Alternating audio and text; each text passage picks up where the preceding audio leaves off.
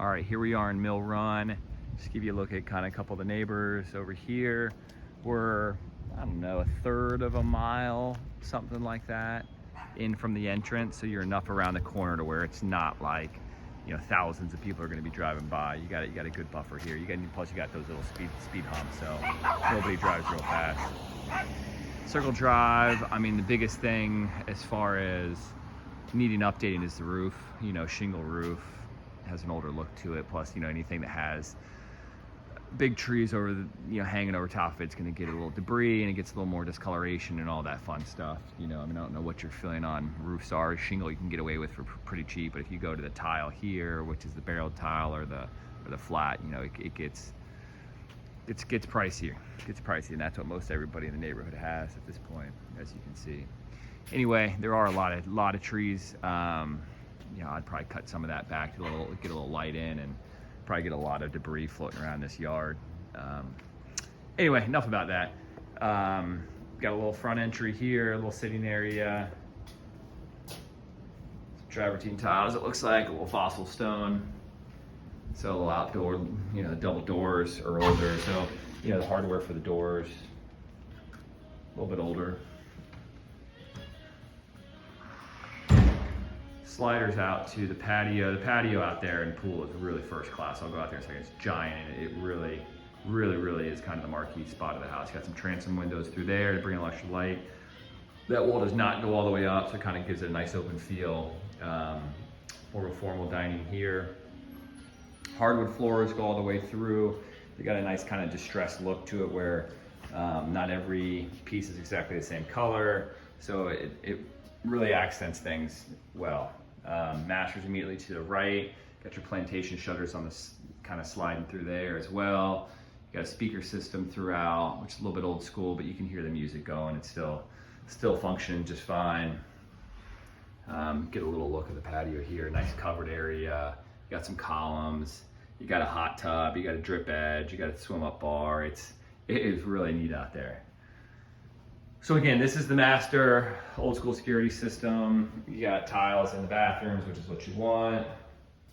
They redid the cabinetry in here just recently. Did the frame mirrors and the new lights. Tub's older, kind of your cultured marble look there. So, you know, take it for what it is. You could kind of make that shower bigger at some point if you wanted to, but it's plenty ample size. That's all been redone as well. Closet. See, there's a light there. Tons. She's got a lot of clothes in here, as you can see, but there's closet space throughout. All right, with that, let's see. We're gonna circle around to the kitchen.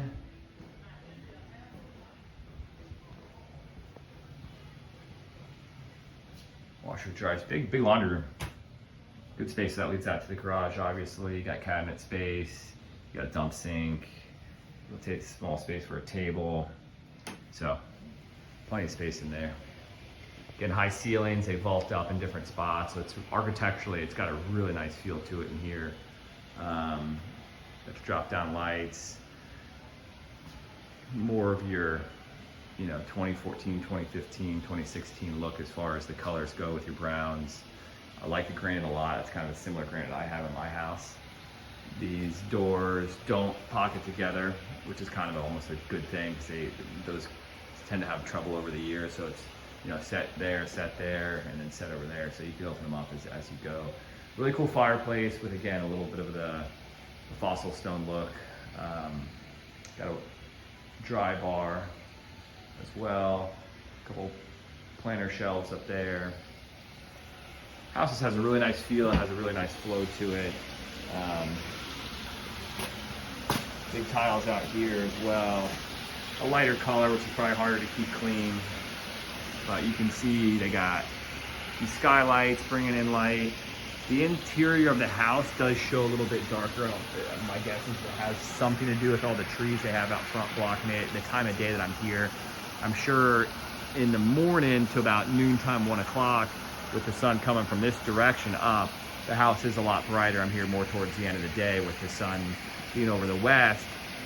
And then the sun is gonna have to come through that front part of the house, and it's staying a little bit darker right now. So, you know, I'd like to see this house maybe a different time of the day, just to see if it brightens up a little bit. But really cool hot tub, really cool fountains, sun deck. They got a swim up bar over here. They got a couple little seats, swim up bar. There's actually even a little paver deck back here. Okay. There is some construction back through there. I don't know if you can kind of see through the Eureka is kind of the sand. That's all cleared. That is not the development that I sent you the link for, that Save Orange Blossom. That was supposed to be that 4 or 5 story, you know, multi-unit. That's kind of according to the owner who I talked to, it's more of a Seagate development, which does more high-end stuff. I'm sure you're familiar with Seagate. They're doing like 12 home sites right on the other side of it. You might be able to see a little better through there. Anyway, so 12 home sites, more luxury homes. I could do a little research on that if need be, but I don't think that's much of an issue really. All right, so this is the original, nice pantries here. Okay, so double doors leading to that pantry. This is the original guest wing of the house. So this is how they got to 5 bedrooms.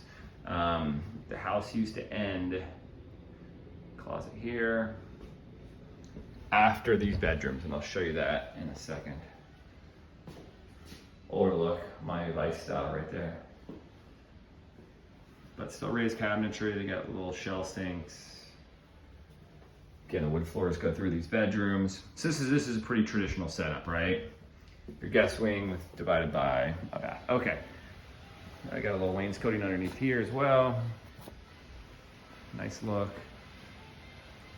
So the house used to end here at this transition, this framing. So this was added in 2004, not by them, but the previous owner. So you got double doors that go out here. And then these are bigger bedrooms when the addition was put on. Same kind of look with your window seats over there. Much bigger closets because they run the length of the place. Linen closets, got more wainscoting on the walls over there. So she said her teenager kind of has the run of this wing of the house. He's got a bedroom, and he's got his own little kind of sitting area and stuff like that. So these are much bigger rooms, good size. Cool setup. Cool setup. So that's how you get to your 5 bedrooms. I know we had a little bit of concern of that, it feeling smaller.